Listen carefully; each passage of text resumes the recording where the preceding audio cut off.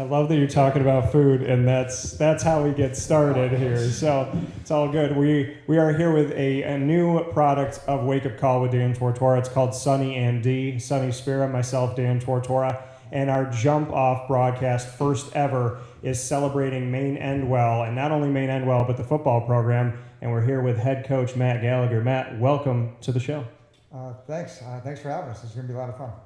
And Sonny, happy to be here at Progressive Dental. Thank you for the opportunity to be here at the Endwell location. My pleasure. Should be fun. So I'll let you fire the first one at Coach here. Oh, okay. Let's talk a little bit history. Talk a little bit, Matt, about when you started at Maine-Endwell and you got the coaching position. What were some of the things that you wanted to instill in the culture and stuff like that? Talk a little bit about the start. Well, when I've been part of Maine-Endwell for 29 years, throughout the whole program, whether it was modified, JV, I also coach wrestling. So I've been kind of entrenched, and our whole family's been entrenched into the Maine-Endwell community. So it's always been rich in tradition with success. So we just wanted to carry on some of the same things that enabled Maine-Endwell to do the things that they were able to do, and then just try to do some adjustments that we thought would benefit at the same time. So I know a year-round program is one thing that we really tried to instill, and the fact that we have great kids kind of just made it a lot easier for that to take place. So you talk about the youth program, and I know it's essential, right? The building blocks and starting off early on good footing. What are some of the things that you do when you work with the youth programs? The youth program is fantastic at Maine-Endwell. It's not even just the football program, it's all the youth sports around here. The great thing about Maine-Endwell, I think, is the community. And I think the school itself benefits from that because of all the fact that we have great families, which turn out great kids. And the great kids, obviously come from the great parents, and they're part of the community, they're part of that youth program, and they understand that at Maine-Endwell, high expectations are set. And it's not just on the field, it's not just on the basketball court. Most importantly, it's in the classroom. So, and you can't turn that switch on and off. So you have to be, the expectations have to be high everywhere, and you have to be willing to meet those expectations. And I think the kids in our community are ready for that challenge. The gentleman you decided to bring here today, the four that you have representing all seniors, to share with everyone, because there's going to be three parts to this special today from Progressive Dental here in Endwell on 565 Hooper Road. So we have the opportunity to hear a bunch of different voices. Why did you choose these four guys, and let everybody know who they are?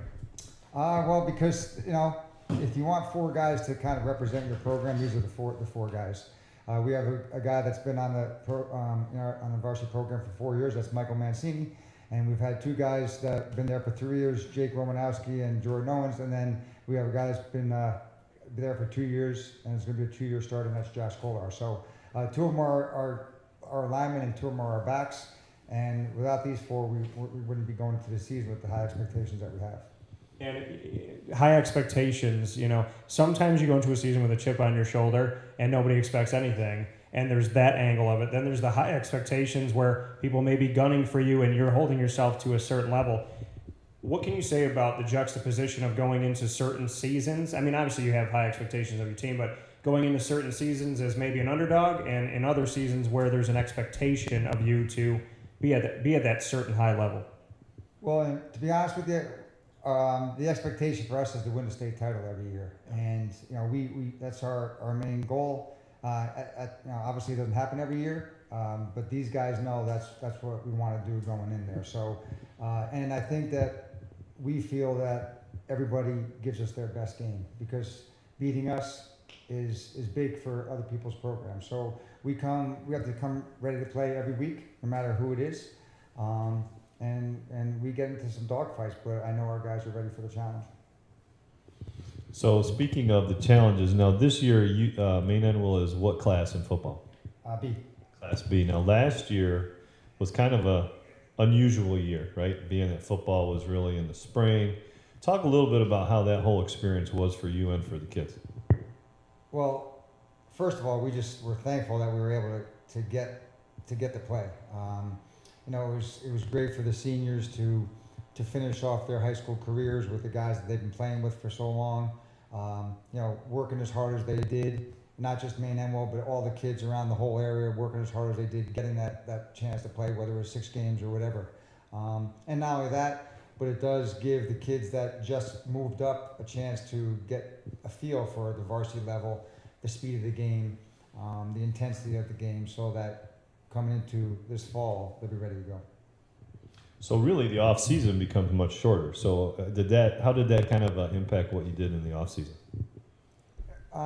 It didn't really change much. We just kind of flowed like normal. Normally, the only difference is that it's a quick start around. It's a quick so kind of 6 games was enough, because now hopefully we're going to play 13 in the fall, right? So if we played a long schedule in the spring and then only had 3 or 4 months off, it would be tough to come back and play 13 hard-fought games. So I think 6 games was kind of like a spring schedule, if you want to call it that. And we have multi-sport athletes, which is fantastic, which is what we want. So that enabled them to either play the winter sports before and the spring sports after. Right. So I think going into this year, what are some of the things that you look to kind of to do this year with your squad? What are some of the things that you're looking forward to putting in? As far as our schemes, Tell us all your secrets. Yeah. Give us the key play for a 6. Well, to be honest, there's not many secrets about our offense, right? It is what it is, and we've actually simplified our playbook, and we planned on doing that before COVID even hit. And then when COVID did hit, it actually kind of worked out that we did simplify it, because we didn't have the preseason like we thought we were going to have. So we hopefully have our 8 plays, and we're going to run them the best we can. And if you stop them, you do. But we feel that those 8 plays are going to get the job done. I, as a football fan, appreciate and love when we have these 8 plays, and you know what they are, and if you could beat us, great. If you can't, whatever, because there are other programs in the state of New York that hide their practice and hide what they do, but you know what they're going to do. Right. So I like I don't know if you were a fan of Paul Pasqualoni or a fan of any of the guys that had come before in Syracuse football history, but Coach Mack and Coach P were always, this is what we do, you know what we do, try to beat it. So I like you having that same mindset. Yeah, that's I think that's how it's kind of been, but now even more so, because I think I tried to kind of maybe overcoach at times, because that's how we were really early on, and then we kind of did a couple of things that I feel it was hard for the kids to grasp, and maybe that's because I was trying to throw too much at them. So that's why we just simplified it and brought it back to what we did, and here we are. So let's take care of it. You said every year the goal, the expectation is a state title. This abridged season that we had due to COVID, there were no state anything. How did you tackle the season knowing that your original goal every year is something that wasn't even possible this year? Well, I think the fact of the type of kids that we have. If you're going out and you're going to play, somebody different from your own team, they're going to be super competitive about it. And that's how they approach everything. And every time that we step on the field, we want to win. And I hope, that's kind of what they looked at. It worked out well for the first 5 weeks, but then Forks ended up getting us at the end. So, but it just so happens that we happen to play Forks first this year, so we're ready to go. And when you have that opportunity, when somebody gets you, and then that's your first, that bad taste in your mouth is now the first taste of the season. What you could say about that? I mean, sports seems to develop those stories seamlessly sometimes. Yeah, and Forks, it's kind of Forks to Maine-Endwell. It's kind of built a nice rivalry. Coach Hogan does a great job. Dave and I are really good friends, so we kind of have this little battle going on, but at the same time, we respect each other's programs. And you said that you're good friends and you respect each other, but what's it like the day of the game? It's a little different, but actually, normally we're not in the same class, but for a couple of years there we were, but this year we're not. So we can battle and pound on each other, but then after that game, no matter who wins, we both have a shot at going to win the state title, which is kind of nice. Yeah, it's an exciting time. So speaking of state titles, in your state title runs, and there's been multiples. There was a number of consecutive ones. Were there any ones that you remember or that stick out, or ones that really, geez, this play, I remember going for 2 in the one. I mean, I was at every one of them, but just talk one over the other. I mean, it's almost like your children, right? You can't love one more than another. But is there any moments in those games that you just want to talk about? Wow. Well, like you said, each one is special in its own way. But I don't know, to be honest with you. In all honesty, I think there were a few plays that changed the course of Maine-Endwell football, at least since we kind of took over, that weren't even part of the state championship. And I think that kind of those guys that before the state titles, they kind of built the foundation of it. And, they don't sometimes necessarily get enough credit for it. But I think there were key plays that got us to the next playoff game, or that got us the first section championship. And then, then the state titles rolled after that. But there were some key plays 2 years and the year before, we started on a nice run there that I think changed the culture, the fact that we can win the big game, and there was no situation that was kind of too big for us. Did things in your scheme of things, right? Your seniors, your leadership, your younger players, you've always had a good infusion of youth as well as experience. Talk about some of the things that you like to see in the dynamics of that. Whether it's practice, whether it's game, what are some of the things that really help separate you guys?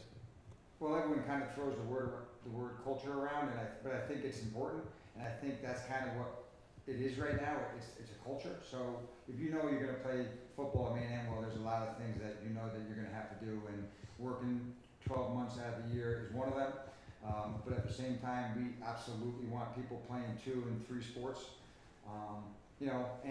But at the same time, if you're not, then you're training whatever way you can. And if you are, then you're working to compete and try to win in those other sports. So, and then like I said, I also think that the fact that everything in Maine-Endwell is successful. The academics is successful. We have the best band in the state. We have everything is great at Maine-Endwell. So I think we kind of benefit from the fact that everybody at Maine-Endwell has such high expectations. So I think the football program benefits from that as well. So the success that they have experienced and celebrate in other areas then translates too. So you're able to, I'm not going to paraphrase it, but you're able to kind of use that too and say this is just our expectations. This is the level that we set. So now going into this year, you're starting off with Forks. What does the actual regular season look like? Well, right now there's four Class B teams. Okay. There's us, obviously, Johnson City, Owego, and Windsor. So the winner of those 4 teams will obviously represent Section 4 in the Class B. But on top of that, we also play all of the Class A teams, which is UE, Vestal, and Horseheads. And then our 7th game is Forks, and then we also are going to go up to the Albany area and play Queensbury.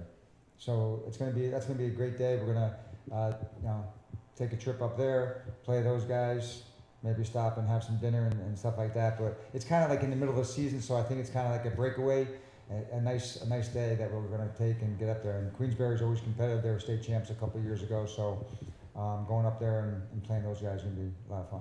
So now we're talking food. I got to ask you, what's your favorite meal? Meatloaf. but it has to be. It was either my mom's or my wife's, Julie's. How politically correct, right? That's a lesson right there. My mom's or my wife's. Neither is better. But Right? I've never ordered meatloaf at a restaurant, and I never would. Yeah. But it's literally my favorite meal at home. So Gotcha. that's my birthday meal. I like that. And I was going to go to food at some point too, because we started the broadcast and you were talking about food, and you brought up a really good point. You don't order meatloaf when you're in public. No way. You get it at home. Oh, that's it. I will never order meatloaf at a restaurant. But Sacrilegious. it's my favorite meal. It's kind of weird. Yeah. But you're right, Sonny. He said it. He said the correct answer. That's the right answer right there. Wife, mom, equally the same, equally great. So you said that you kind of promote that your student athletes on the football team play multiple sports. You don't get that from every coach. So why promote that they play multiple? Well, just because I think in a small school, I mean, some people wouldn't say that we're small, but with the numbers that we have, if you don't, it's going to be impossible to field the teams, number one. And number two, if they just play football, they're competing at the most 13 times a year. They're trying to win 13 times a year. But if you're playing 30 basketball games, you're trying to win 30 times. If you're playing 30 baseball games, you're trying to win 30 more times.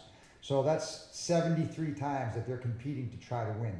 So that mentality builds on itself. So 13 football games isn't enough to try to win, right? Of course you want to win them, but to develop that trying to win and going out and competing and trying to get that victory and working with other people and working with different members from other teams, it's just going to benefit in the long run. I can appreciate that very much. I mean, when you say it that way, when you want to build the consistency of the mindset of trying to win, trying to be better than you were yesterday, and if you didn't have the best football season, then you bring it into another season. Go into baseball, you go into basketball. When they were converging on each other in a very strange year, how did you navigate the fact that all of these sports were not really knowing when they were going to go? Well, it kind of made me appreciate a little bit more of the winter seasons, because for a while there, and hopefully this year will be the same, we run into the winter season. And because we're first, right? The fall's first, so we never have to worry about that. But normally our season, and hopefully this year, it will run maybe 3 to 4 weeks into the winter season. And we've never had it the other way. But this past year, we actually did, because the winter season went first, and it overlapped with us starting out. So I do appreciate the winter, and Sonny definitely understands that as being the girls coach here for a lot of years with a lot of success. But I do appreciate it a lot more, understanding that it was tough to start things right off the bat when some of the guys, some of these guys were still playing basketball. So we didn't even have them. They came to practice and just kind of watch, but they didn't compete in practice at all. You spoke about the state title. New York State does not, in the football world, in my opinion, get enough publicity. And when it comes to recruitment and whatnot, I always think there's more that can be done, and that's a big reason why this extension of Wake Up Call into sitting with high schools and sitting with coaches and players was so important to me, of all sports, to really focus on my backyard, Sonny's backyard, your backyard. Why are New York athletes, in your opinion, special? What is it about New York that maybe people aren't seeing that you could spotlight?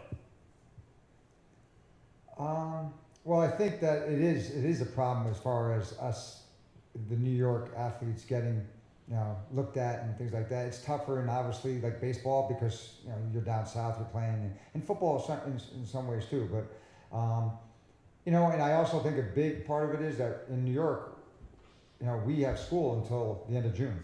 Everyone else is done. So that month of June is people are going to camps, people are doing this, people are doing that, and we're still in school. So that's a big month of recruiting or traveling or doing whatever you want to do, or getting seen. And with us having to take regencies and things like that, it doesn't allow our athletes to get out there and be seen a little bit. So how do we make sure that the spotlight's out here? What can we do? What do you try to do? Well, we just try to, as much as we can, get in football, get their film out. Football is still kind of the only high school sport, you want to say, because there's no real travel teams to it. Travel has really been a big part of baseball and basketball now. And I think if the travel teams and the high school coaches work together, that could be a good thing, because it gives the kids a lot more of an opportunity to be seen. But as long as there's not a separation between the travel coach and the high school coach, I think that needs to be a nice little connection there. But with football, we don't necessarily have that travel team. So, as far as sending film out and having these guys go to the camps that they want to go to, the schools that they're thinking about going to, because going to a camp that has 300 coaches there and 700 kids, it's not worth it. But when you go to a school that you go to a camp that maybe it's one of the schools that you're looking at, they know you're coming, and then you can really show what you got. So with taking that one more step, having been at the program now for how many years, Matt? I think this is our 14th. Okay, so 14th year, have had very good success, have a tremendous track record. You put out great kids who perform both in the classroom and on the field. Some of the relationships that you've been able to develop with the college coaches, albeit not just New York, but around, East Coast, let's just call it. Talk about some of those things and what it takes to establish that. So if you're talking to another coach, what are some of the things that you think really help develop those that will benefit your kids?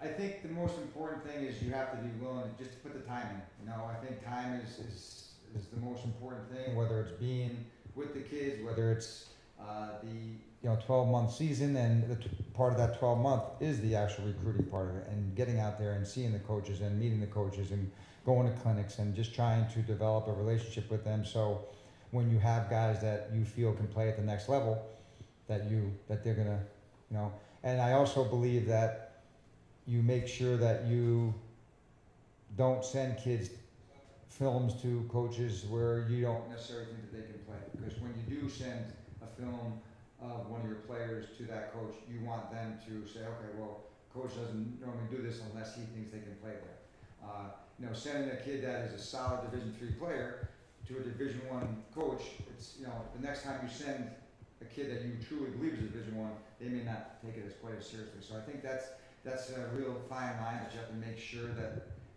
the coaches know that you're going to send the kids that you really think that can play at that level, and more importantly, make sure your kids know that.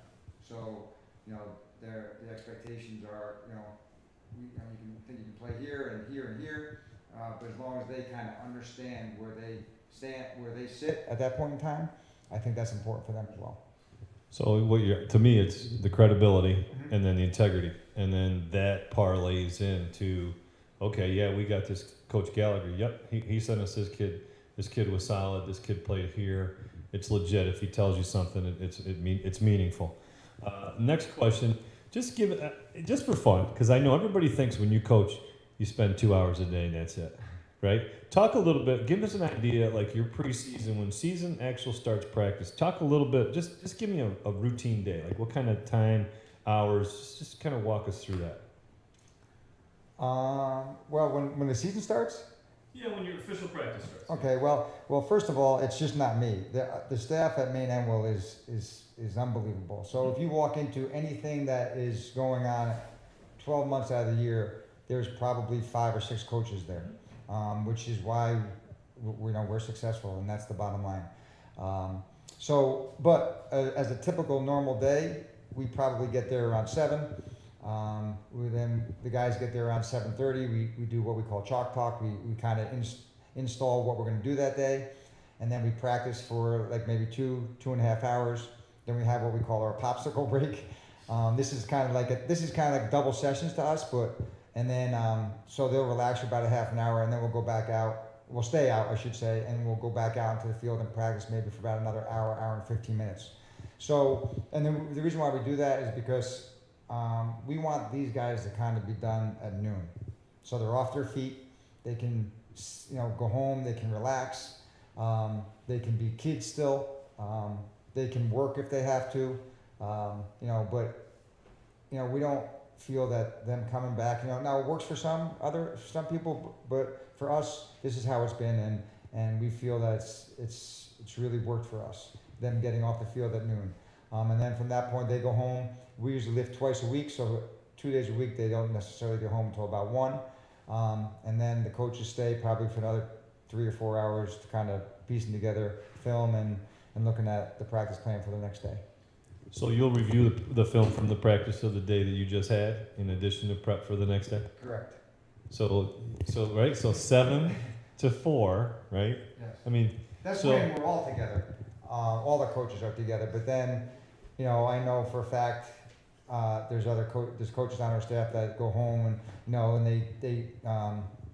they're great husbands and fathers, so they take care of their kids, and and once they're to bed, they watch a couple more hours of film as well. So that's what it takes, so the kids are ready to go and they're prepared. I just think it's, you have to really appreciate. So, the people that walk into a game and say, oh, they should have run this play, and you don't understand, have any clue the hours that went into preparation and the hours that went into critiquing yourself and just tweaking all those little things. And you, like you said, you have to love it and you have to live it. It's 12 months a year, but it's probably well over 12 hours a day too. Yeah, it probably is. But that's exactly right. We love it, and you can't do it if you don't love it. That's for sure, because it just takes too much time up. And it wouldn't be worth it. So, but it's obviously you have to have a great support at home, which I do. Julie's great, and my boys are great now that they're out. But and that's, like I said, we've been entrenched at Maine-Endwell, so we've been pretty fortunate when it comes to that. It's like editing. When people see a show go up and they think, oh, you just did the show and that's it. And you have to edit. Like, I remember being in college, and in order to edit a 3-minute PSA video, it took me days. I fell asleep. I spent 20 hours, I fell asleep in the studio.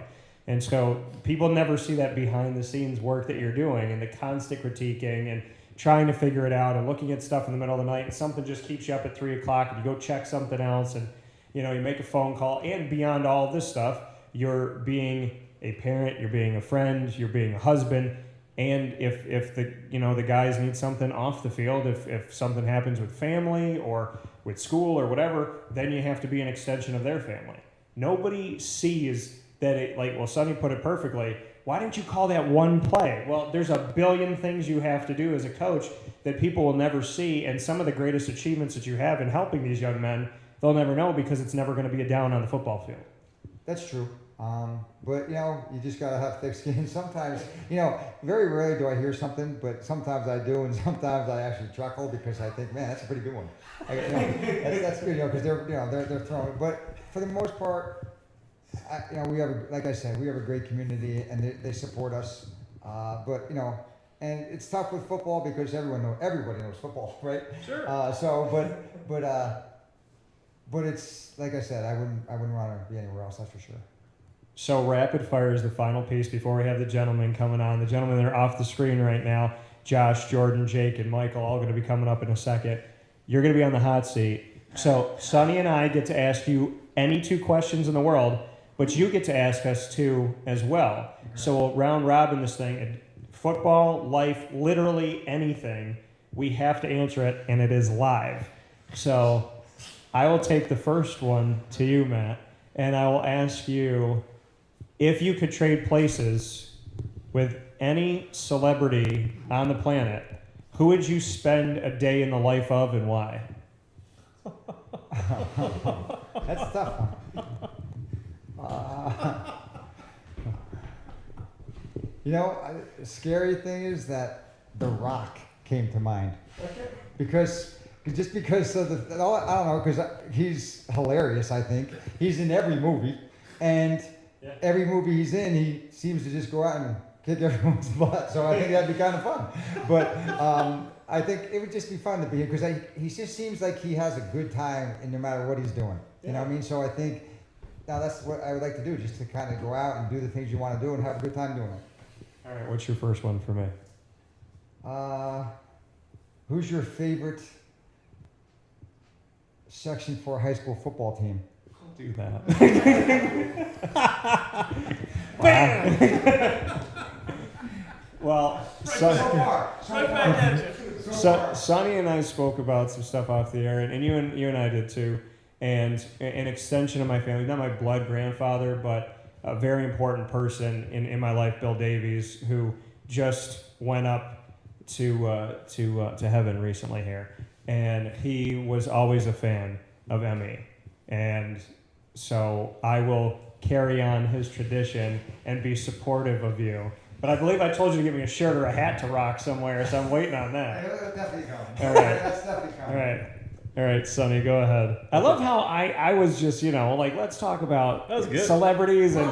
Everybody knew out there. Let's be clear. Yeah. We're being clear let's here. straighten that out. But the guys off the camera liked it, so I guess that's good. Is it a good answer? I should have said statewide, but I knew that would have been real tough for us. That's why I went Section 4. Let's be kind here. All right, Sonny, go ahead. All right, my question is, you and I have so many things in common, and we've played softball. We've been on the same field and competed on a lot of different things. So let me ask you this: when it comes to coaching, and now you got an opportunity, you're going to coach your kids, and talk about. My question is, what were some of your biggest challenges in coaching your kids?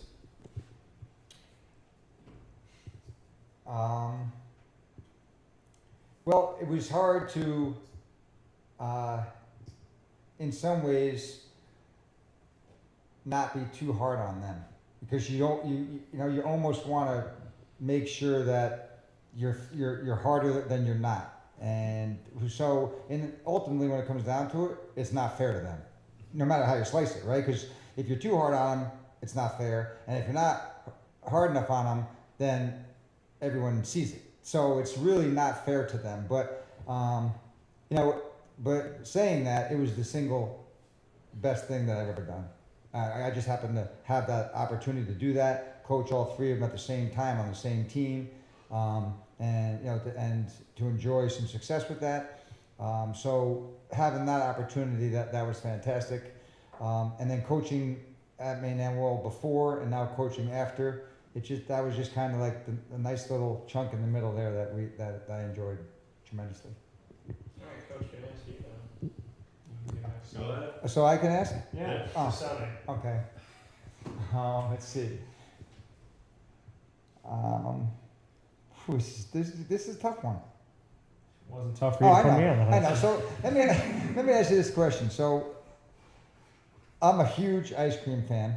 So which ice cream, what would be your favorite, if you went to order ice cream, what actually would it be when you went to an ice cream stand to order it? Okay, hard or soft? Oh, absolutely soft. Okay, has to be soft? It has to be soft. Okay, and straight ice cream? Straight ice cream. All right. I have a hard time deciding, but my ultimate favorite right now is Coors, which is a mixture of orange sherbet and vanilla, because it's got orange in it. So that wins. But the orange vanilla, it's a creamsicle. It's delicious. Yeah. So if I'm around here, we'll be local. I'm gonna go for the vanilla chocolate twist because, well, I decide they're both good, right? But if it's not strawberry, but it's vanilla chocolate and it's twist. But if we're going, we can talk about ice cream all day. All day. Yeah. Do want to make mention that for 11 years, Carvel DeWitt has been a proud partner of Wake Up Call. So their ice cream cakes are phenomenal. They've been, if you look at any pictures throughout like history of my family, there's a Carvel ice cream cake sitting there with my grandmother's, my parents. People could be fighting, and there's a cake right there. So it was always a positive. Well, you get to ask us too, and we get to ask you too. So we'll go back around the other way. So you get to go another one for Sonny now. Oh wow. Okay, go ahead. You can ask either. What's that? Go ahead. Okay. I like the ice cream. So question. obviously, Syracuse is obviously number one in both your hearts, I would imagine.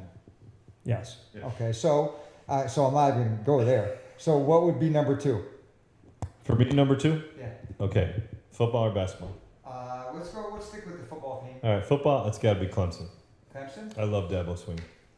Oh, so it's based on the coach, not necessarily the school or the colors, perhaps? No, yeah, you're right. You know, it's a little common theme there. No, it's definitely the coach. Okay. Nick Saban's close in Alabama, but I just like what he does. I like what he does with young men. I like how he leads them. I like what he talks to them. I like his messages. I like how he's handled things. The situation back when he had to put Trevor Lawrence in, how he handled his starting guy. He told him up front. He told him with enough time that young man could transfer, and he did, and he had success somewhere else, and put, I think, the kids' position just a little bit ahead of the team, and I don't think there's too many coaches that would do that nowadays. I like that. And Dabo is, I've gotten to interview him for 7-8 years now, and I've gotten to talk to him about his faith. Yes. And he doesn't hide that at all. I think that's such an awesome thing that he's so open about that, which is really cool. By the way, one of our people have been chiming in, and we thank you for being on Facebook.com/LiveNowDT and on YouTube.com/WakeUpCallDT, where they'll both be archived. Someone just wrote, DT gets put on the spot with favorite Section 4 squad. Sonny gets favorite ice cream. It's a beautiful thing. We're here. You're here in my place. So I win.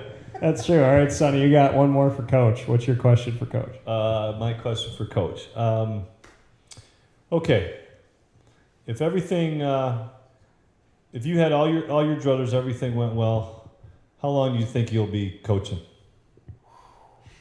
Talk about it on the spot. You got the Bayheim question. Oh yeah, That's tough. Sorry. I don't mean it like that, but No, I in all honesty, I could see myself being around for a while. You know, I would say it's a minimum of 4 or 5 years. Okay. That's good. You know, if they'll keep me. Fair. If they'll keep me around. Fair enough. What's your last one for me, Coach?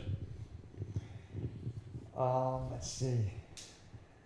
All right, so kind of along the same lines as you know, the celebrity, and not to put you on the spot per se again, and kind of with what what Sonny brought up about Coach Sweeney. What?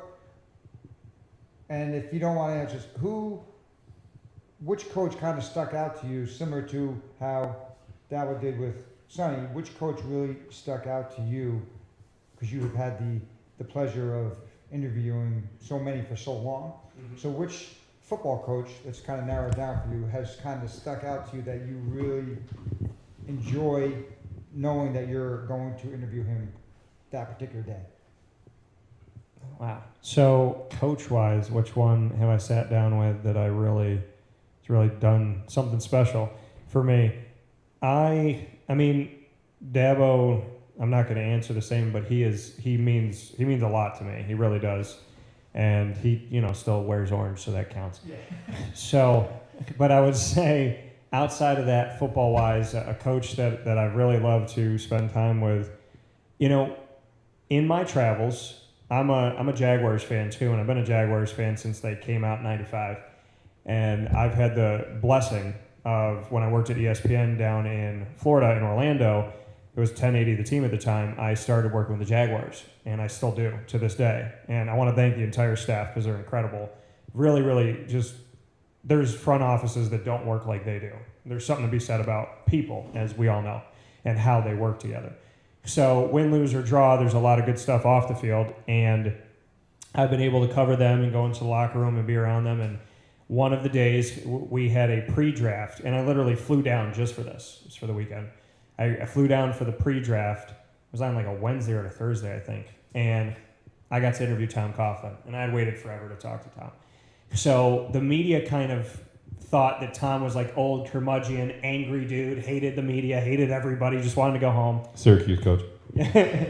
and I went over to Tom, and I told him I was from Syracuse. And he's like, "Get out of here, you're not from Syracuse." And I was like, "Yeah, I'm from Syracuse." I started talking to him about stuff, and he's laughing and smiling, and some of the media are looking over like, "What? It's the first time they've seen him smile, maybe ever."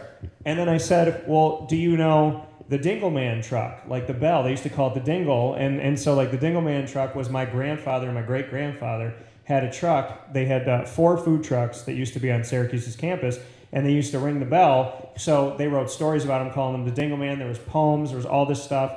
And Floyd Little, I've talked to Dale Shackelford about it. I've talked to Rosie about it. And Ernie Davis had gone there before people told me I was there because he passed a long time ago. Jim Brown and whatnot. And so I said to Tom, I was like, the Ralph James truck, that was my family. And he's like, "There's no way." And he hits me on the arm. I was like, "There's no way it is." So we just had this conversation in Jacksonville about Syracuse. And I had really wanted to interview Tom for so long. He was like a white whale to me. I wanted to get to him. So when I finally got to talk to him, I talked to him about my hometown. And that meant the world to me. But I'll also tell you that coming up in this thing the last couple of years, and I just got to do it a few weeks ago, and I actually aired it this week for Coastal Cruising Week, is Mac Brown of North Carolina. He talks to you like you're the only person in the room.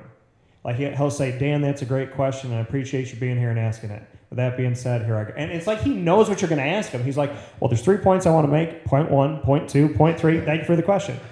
And I'll never forget that I said, "How did you end up coaching again?" He's like, "Well, my wife wanted to retire in Hawaii, and I wanted to come back to North Carolina, and she agreed that we could come back to North Carolina." I was like, "How'd you get that, Coach?" But he's just a very personable guy, and I love that. And I was also a big fan of Schaefer, and win, lose, or draw. Nobody knows, unless you know him, you don't know who he was off the field.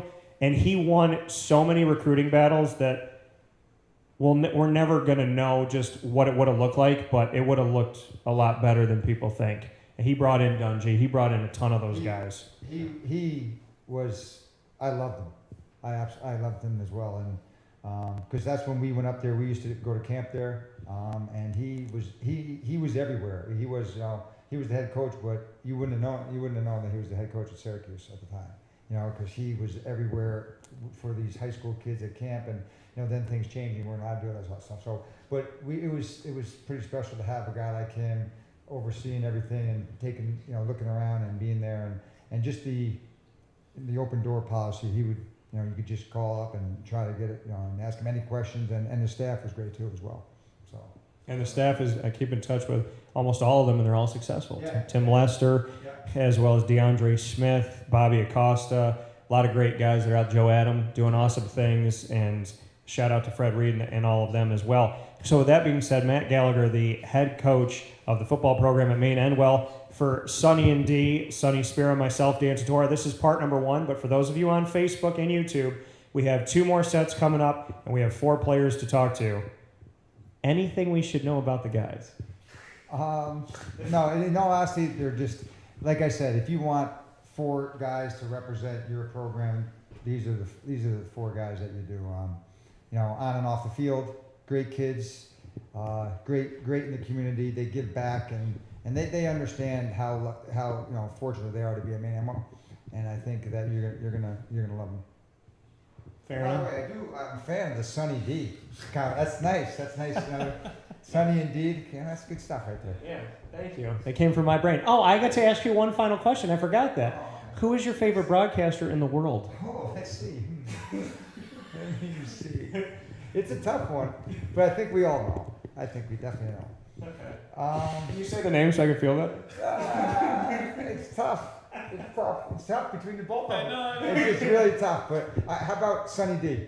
Yeah. Well, we count together. We count together. Sonny D. We can be a package deal. That's Sonny and D or Sonny D? Sonny and D. So it's a playoff of Sonny D. So Sonny and D. So for Sonny Spira, myself, Dan Tortora, Coach gave a political answer, but we'll take it because it's the both of us, and Sonny's one of my good friends. So we'll be back with the gentleman right after this. Stay here with us on Facebook.com/LiveNowDT and on YouTube.com/WakeUpCallDT. Coach, it's been a pleasure.